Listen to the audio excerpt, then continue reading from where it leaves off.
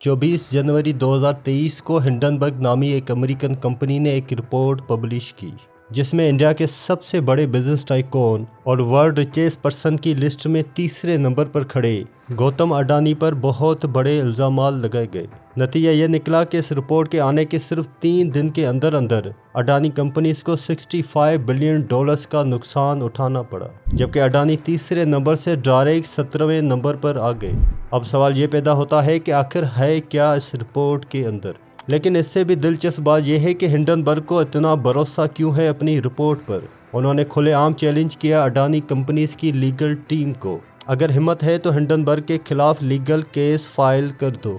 अब अगर हिंडनबर्ग की बात गलत निकली तो अडानी को रिवेंज लेने के लिए केस करने की भी ज़रूरत नहीं पड़ेगी, क्योंकि हिंडनबर्ग की प्रोडक्शन गलत साबित हुई तो उन्हें खुद भारी नुकसान उठाना पड़ेगा। ऐसा इसलिए क्योंकि उन्होंने अडानी के स्टॉक की शॉर्ट सेलिंग की है। शॉर्ट सेलिंग आखिर होती क्या है, आइए समझते हैं इस पूरी कहानी को आज की इस वीडियो में। नाजरीन, अडानी को तो हर कोई जानता है, लेकिन हिंडनबर्ग कंपनी का नाम आप में से कई लोगों ने पहली बार सुना होगा। इस कंपनी को साल 2017 में नेथन एंडरसन नामी एक शख्स ने बनाया था।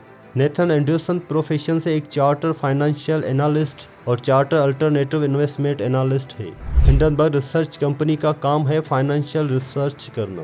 ये कंपनी कहती है कि उनकी रिसर्च ऐसी चीज़ों को लेकर होती है जहां पर इंफॉर्मेशन पता लगानी बहुत डिफ़िकल्ट होती है। एंडरसन की बात की जाए तो उन्होंने अपनी एजुकेशन यूनिवर्सिटी ऑफ कनेटिकट से की थी, जबकि इन्होंने इंटरनेशनल बिजनेस में डिग्री हासिल की है। अपने फाइनेंशियल कैरियर की शुरुआत इसने इन्वेस्टमेंट मैनेजमेंट कंपनी में काम करके की थी। जब उन्होंने हिंडनबर्ग रिसर्च कंपनी साल 2017 में बनाई तो उस कंपनी के नाम के पीछे एक पर्पस था। हिंडनबर्ग का नाम आता है ईयर 1937 में हुई एक ट्रेजेडी से। पुराने ज़माने की बात है कि हिंडनबर्ग नाम से एक बड़ा सा हवाई जहाज़ होता था। यह हवाई जहाज़ एरोप्लेन वाला नहीं बल्कि एक एयरशिप थी। तो इस हिंडनबर्ग नाम की एयरशिप को एक दिन एक्सीडेंटली आग लग गई जिसमें 35 लोग मारे गए। बड़ा ही फेमस डिज़ास्टर है क्योंकि उस ज़माने में उसकी फ़ोटोज़ भी कैप्चर की गई थी जब यह वाक़या पेश आया था। एंडरसन ने स्टॉक मार्केट में हुए डिज़ास्टर को 1937 के इस डिज़ास्टर से कंपेयर करते हुए कहते हैं कि ये सारे मैन मेड डिज़ास्टर हैं और इनकी कंपनी का पर्पस है ऐसे स्टॉक मार्केट में हिंडनबर्ग टाइप डिज़ास्टर को होने से रोकना।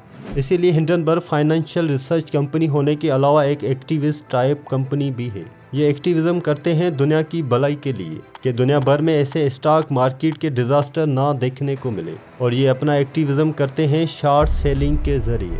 तो अब शॉर्ट सेलिंग समझते हैं एक्चुअली में होता क्या है। नॉर्मली आप पैसा लगाते हो इस उम्मीद से कि इस कंपनी का स्टॉक प्राइस ऊपर जाएगा और तब जाके आपको प्रॉफिट मिलेगा। शॉर्ट सेलिंग में आप पैसा लगाते हो इस उम्मीद से कि किसी कंपनी का स्टॉक प्राइस नीचे जाएगा और तब जाके आपको प्रॉफिट मिलेगा। अब जाहिर सी बात है ये आप तभी करना चाहोगे जब आपको उम्मीद हो कि किसी कंपनी का स्टॉक प्राइस नीचे जाने वाला है। अब आप समझ गए होंगे कि शॉर्ट सेलिंग करना भी पैसे कमाने का एक तरीका है। हिंडनबर्ग कंपनी का कहना है कि हम पहले अपनी फाइनेंशियल रिसर्च करके कंपनीज के फ्रॉड को एक्सपोज करते हैं और फिर जिस कंपनी को हमने एक्सपोज किया है उस पर हम अपना पैसा लगाएंगे शॉर्ट सेलिंग करके।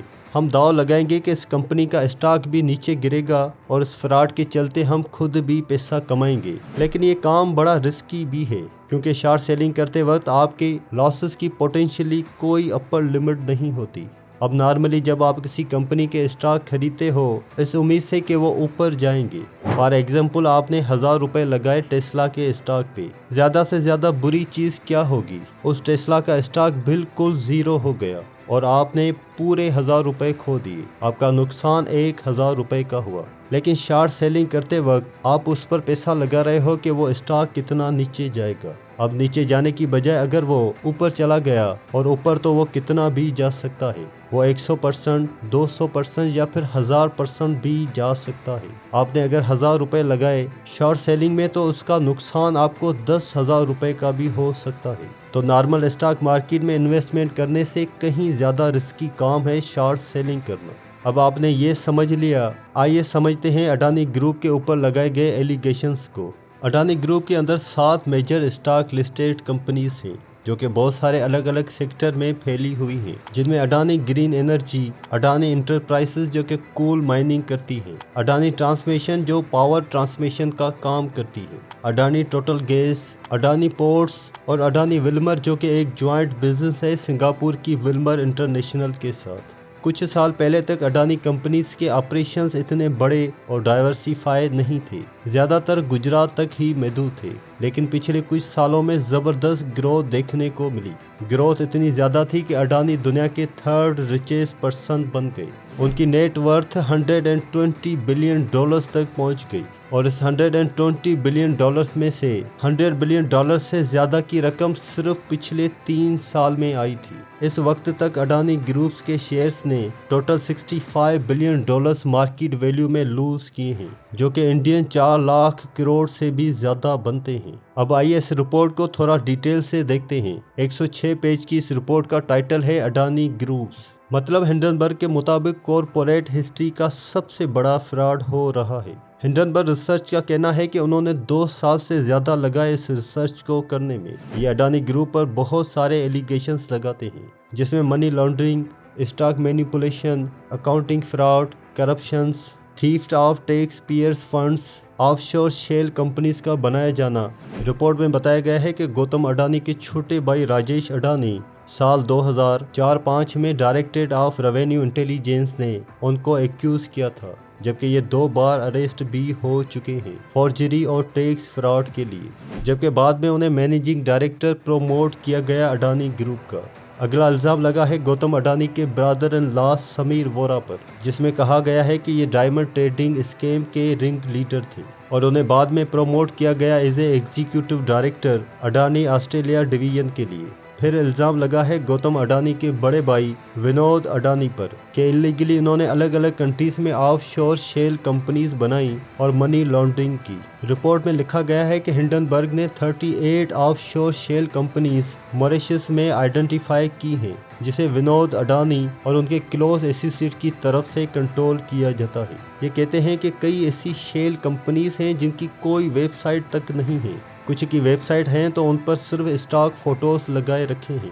इसके अलावा ये कहते हैं कि एक साइप्रस बेस्ड कंपनी है न्यू लाइना के नाम से, इसका 95% पोर्टफोलियो सिर्फ अडानी ग्रीन एनर्जी शेयर से बन रहा था। $420 मिलियन इस कंपनी ने अडानी ग्रीन एनर्जी शेयर्स में इन्वेस्ट किए और इस कंपनी को ऑपरेट किया जा रहा था एमी इनकॉर्पोरेशन सर्विस कंपनी की तरफ से, और बज़ाहिर इस एमी कॉर्पोरेट ने बड़ा की रोल निभाया था 1MB फ्रॉड स्कैंडल में, जिसमें $4.5 बिलियन पैसे चुराए गए मलेशियन टैक्स पेयर से। ऐसे ही बहुत सारे एग्जाम्पल उसने अपनी रिपोर्ट में दे रखे हैं। ये कहते हैं कि गौतम अडानी ने अगर कुछ गलत नहीं किया है तो इन 88 सवालों का जवाब ये दे सकते हैं। 26 जनवरी को अडानी ग्रुप के हेड लीगल ने हिंडनबर्ग को धमकी देते हुए कहा कि वो लीगल एक्शन लेंगे, और रेस्पॉन्स में हिंडनबर्ग रिसर्च कंपनी कहती है कि जो लीगल एक्शन लेना है वो लो।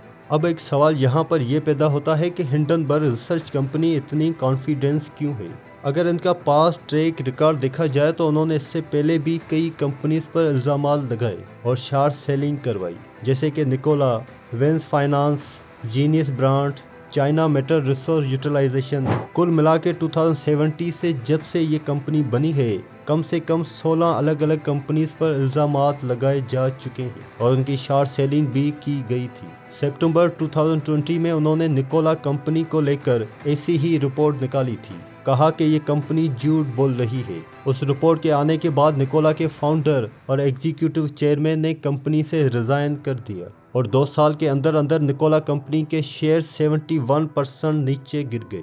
मई 2020 में हिंडनबर्ग ने China metal resource utilisation company को टारगेट किया, जिसके बाद इस कंपनी के 90% शेयर्स गिर गए।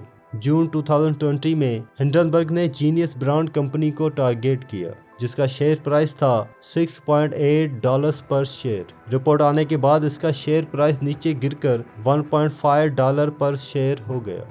उन सारे केसेस में हिंडनबर्ग ने पहले कोई ना कोई स्कैम या फ्रॉड होने का इल्ज़ाम लगाया, फिर जाके शॉर्ट सेलिंग करवाई। तो ट्रैक रिकॉर्ड देखा जाए तो काफ़ी अच्छा है हिंडनबर्ग कंपनी का। जिस कंपनी को हिंडनबर्ग कंपनी ने टारगेट किया उनमें से कई कंपनीज का स्टॉक नीचे क्रैश कर गया और कई कंपनीज पर इन्वेस्टिगेशंस भी करवाई गई, लेकिन फिर भी इसमें कोई डाउट नहीं है कि जो काम यहाँ पर शॉर्ट सेलिंग का हो रहा है बड़ा रिस्की काम है। क्योंकि निकोला कंपनी का जो एग्जांपल मैंने आपको बताया, इसमें हिंडनबर्ग ने 43% स्टॉक को शॉर्ट सेलिंग कर रखा था, यानी कि कंपनी के ऑलमोस्ट आधे स्टॉक को शॉर्ट सेल कर रखा था, जो कि एक बहुत बड़ा अमाउंट होता है। तो अगर नुकसान होता निकोला केस में हिंडनबर्ग को, तो वो बहुत बड़ा नुकसान होता। अडानी केस में हम नहीं जानते कि एग्जैक्टली कितना स्टॉक शॉर्ट सेल किया गया है हिंडनबर्ग की तरफ से। हो सकता है कि आने वाले वक्त में हमें ये पता चल सके, लेकिन एक चीज़ तो तय है कि आने वाले टाइम में